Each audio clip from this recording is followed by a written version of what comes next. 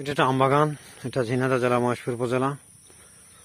তো দেখা যাচ্ছে এখন জ্যৈষ্ঠ মাস চলছে এবং ইংরেজি মে মাসের শেষের দিকে।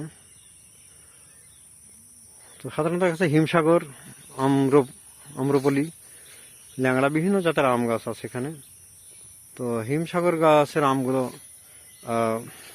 এখন পাড়ার উপযুক্ত হয়েছে, যেগুলো অনেকটা লালচে হয়েছে, লালচে আবার হিমসাগর গাছ।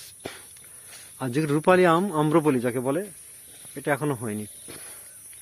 আম্রপলি গাছের আম এই যে দেখা যায়, আমরা দেখতে পাচ্ছি আম্রপলি গাছের আম। আর কোনো আছে মল্লিকা গাছ, ওইটা। তো এগুলো এখনো হয়নি, এখনো কতদিন, 2 সপ্তাহের মতো সময় লাগবে। তো পুরো আম গাছ যদি বাগান বেশি ঘন হয়ে যায়, তাহলে সে আম কম ধরে। সেজন্য একটু ফাঁকা ফাঁকা করে আম লাগানো ভালো, অথবা যদি বেশি ঘন থাকে কেটে দেওয়া ভালো। এই বাগানে 9টা গাছ কেটে দিয়েছিলাম, তারপরেও এখনো কিছু গাছ রয়েছে। এখন প্রায় 21টা গাছ আছে। তো এই গাছের ভিতরে আসলে ছায়া হলে আম গাছ বেশি ধরে না।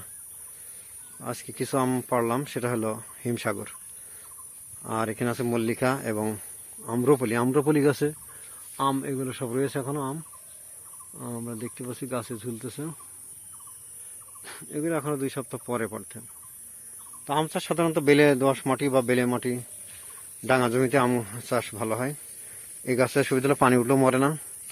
এর পাশাপাশি অন্য গাছও লাগানো যায়, যেমন এর চারপাশে মেহগনি গাছ আছে, যেগুলো এটা মেহগনি গাছ, এগুলো কাঠ হিসেবে দামি কাঠ।